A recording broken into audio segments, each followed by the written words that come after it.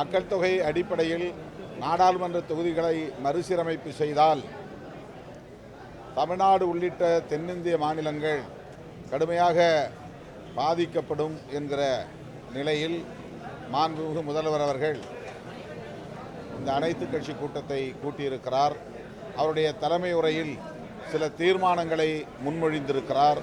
தென்னிந்திய மாநிலங்களின் நாடாளுமன்ற உறுப்பினர்கள் அடங்கிய கூட்டு நடவடிக்கை குழு ஒன்றை அமைப்பது எனவும் சமச்சீரான சதவிகிதத்தில், அதாவது விகிதாச்சார அடிப்படையில் இடங்களை உயர்த்தலாம், அதற்கு நாம் இந்திய அரசை வலியுறுத்தலாம் என்கிற சில தீர்மானங்களை அவர் முன்மொழிந்து அதன் அடிப்படையில் தலைவர்கள் ஒவ்வொருவரும் தமது கருத்துக்களை கூறி வருகின்றனர். விடுதலை சிறுத்தைகள் கட்சியின் சார்பில் இந்த எண்ணிக்கையை கூட்ட வேண்டாம், அப்படியே தக்க வைக்க வேண்டும். அமெரிக்காவில் 100 ஆண்டுகளாக ஒரே எண்ணிக்கை அடிப்படையில் தான் பிரதிநிதித்துவ ஜனநாயகம் கடைபிடிக்கப்பட்டு வருகிறது. ஆகவே இன்றைக்கு நடைமுறையில் இருக்கிற 543 என்கிற எண்ணிக்கையை அப்படியே தொடரலாம் என்பதை நாம் அனைவரும் ஒருங்கிணைந்து வலியுறுத்துவோம் என்பதை குறிப்பிட்டிருக்கிறேன். மறுவரையறை செய்தே தீர வேண்டும் என்கிற முடிவை இந்திய ஒன்றிய அரசு மேற்கொள்ளுமேயானால் 20 அல்லது 30% அடிப்படையில் இந்தியா முழுவதும் அனைத்து மாநிலங்களுக்கும் சமச்சீராக எண்ணிக்கையை உயர்த்துவது என்கிற ஆலோசனையை வழங்கலாம் என்று விடுதலை சிறுத்தைகள் கட்சியின் சார்பில் குறிப்பிட்டிருக்கிறோம். எண்ணிக்கை மறுவரையறை எவ்வளவு முக்கியமோ அதைப் போல தொகுதிகளின் எல்லை வரையறையும் மிக முக்கியமானது. அந்த எல்லை வரையறை செய்வதில் ஏற்கனவே தமிழ்நாட்டை பொறுத்தவரையில் சிறுபான்மையினர், அதாவது இஸ்லாமியர், கிறிஸ்தவர் மற்றும் பட்டியல் சமூகம், பட்டியல் பழங்குடியினர் ஆகிய மக்களின் வாக்குகள் சிதறடிக்கப்படும் வகையில் எல்லை மறுசீரமைப்பு நடந்தேறியிருக்கிறது என்பதை சுட்டிக்காட்டி வருங்காலங்களில் அவ்வாறு அந்த சமூக பிரிவினரின் வாக்குகளை சிதறடிக்காத வகையிலே எல்லை மறுசீரமைப்பை மேற்கொள்ள வேண்டும் என்பதை சுட்டிக்காட்டியிருக்கிறோம். மேலும் சட்டமன்ற உறுப்பினர்கள் எண்ணிக்கையை மாநில அரசுகளே தீர்மானித்துக் கொள்வதும், அதே வேளையில் மாநிலங்களவை உறுப்பினர்களின் எண்ணிக்கை இன்றைக்கு இருக்கிற அடிப்படையிலேயே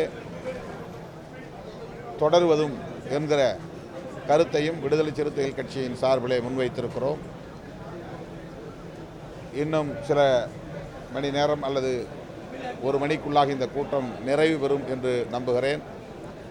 வரலாற்று முக்கியத்துவம் வாய்ந்த இந்த கூட்டத்தை ஒருங்கிணைத்திருக்கிற மாண்புமிகு முதல்வர் அவர்களை விடுதலை சிறுத்தைகள் கட்சியின் சார்பிலே பாராட்டுகிறோம். எந்த விதத்திலும் பிரதிநிதித்துவ ஜனநாயகம் தமிழ்நாடு உள்ளிட்ட தென்னிந்திய மாநிலங்களை பாதிக்க செய்துவிடக்கூடாது. அதற்கேற்ப அனைத்து கட்சியினரும் ஒருங்கிணைந்து செயல்பட வேண்டிய தேவை எழுந்துள்ளது. அந்த அடிப்படையில் அதிமுக உள்ளிட்ட எதிர்க்கட்சியினரும் இன்றைக்கு கூட்டத்திலே பங்கேற்று முதல்வருடைய முன்முயற்சிக்கு ஒத்துழைப்பு அளிக்கக்கூடிய வகையில் கருத்து தெரிவித்திருப்பது வரவேற்கத்தகுந்தது, பாராட்டுகிறோம். பாரதிய ஜனதா கட்சி இந்த கூட்டத்திலே பங்கேற்காதது அவர்களுடைய ஆதாயம் கருதிய அரசியலாகத்தான் பார்க்க வேண்டியிருக்கிறது. இந்த கூட்டத்தில் கலந்து கொண்டு எந்த கருத்தாக இருந்தாலும் சொல்லியிருக்க வேண்டும், அல்லது இந்திய ஒன்றிய அரசின் நிலைப்பாடு இதுதான் என்பதை விளக்கியிருக்க வேண்டும். அவ்வாறு இல்லாமல் உள்துறை அமைச்சர் அமித்ஷா அவர்கள் ஒரு நிகழ்விலே குறிப்பிட்டதை சுட்டிக்காட்டி அப்படியெல்லாம் எண்ணிக்கை மாறாது, தமிழ்நாட்டு நாடாளுமன்ற பிரதிநிதித்துவம் பாதிக்கப்படாது என்று 10ஆம் பதிவிலே ஒரு கருத்தை சொல்லி இந்த கூட்டத்தை தவிர்த்திருக்கிறார்கள். இது ஏற்புடையதல்ல. இல்லை, அவர் தான் அரசியல் செய்கிறார். இது திமுக சொன்ன கருத்தல்ல. அரசியல் வல்லுநர்கள் ஏற்கனவே இது குறித்து ஊடகங்களில் தொடர்ந்து விவாதித்து கொண்டிருக்கிறார்கள். இது திராவிட முன்னேற்றக் கழகம் மட்டுமே இவ்வாறு ஒரு கற்பனை செய்து அரசியல் செய்யவில்லை. திமுக இதை பேசுவதற்கு முன்னதாகவே ஓராண்டுக்கு முன்னதாக விடுதலை சிறுத்தைகள் கட்சியினுடைய வெல்லும் ஜனநாயக மாநாட்டில் தீர்மானமாக நிறைவேற்றியிருக்கிறோம். அதற்கு முன்பு நடைபெற்ற கட்சியின் உயர்மட்ட குழுவிலும் தீர்மானங்களை நாங்கள் நிறைவேற்றியிருக்கிறோம். அதுபோல் ஒவ்வொரு கட்சியும் கடந்த ஓராண்டுக்கு முன்னதாகவே அரசியல் ஆய்வாளர்களின் கருத்துக்களின் அடிப்படையில் அவர்கள் எழுதி வருகிற கட்டுரைகளின் அடிப்படையில் தான் இதை நாம் சொல்லுகிறோம். பாஜக தலைவர்களே இவ்வாறு கருத்துக்களை, அதாவது வட இந்திய மாநிலங்களில் நாடாளுமன்ற தொகுதிகளின் எண்ணிக்கை உயர்வதற்கு வாய்ப்பு இருக்கிறது என்பதை சுட்டிக்காட்டியிருக்கிறார்கள். மக்கள் தொகை அடிப்படையிலே தான் அதை கடைபிடிக்க இருக்கிறார்கள் என்பதையும் பேசியிருக்கிறார்கள். அந்த அடிப்படையில் தான் திராவிட முன்னேற்றக் கழகத்தின் தலைவரும் தமிழ்நாடு முதல்வருமான தளபதி ஸ்டாலின் அவர்கள் இந்த கூட்டத்தை ஒருங்கிணைத்திருக்கிறார்.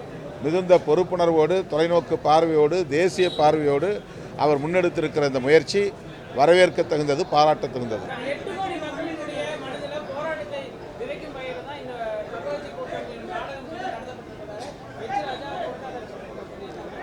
அதான் அவங்க பாஜகவுடைய அரசியல், அது அவர்களுக்கான ஆதாய அரசியல். தமிழ்நாட்டிலே அவர்கள் தொடர்ந்து குழப்பமான ஒரு அரசியலை மக்களிடையே பரப்பி வருகிறார்கள்.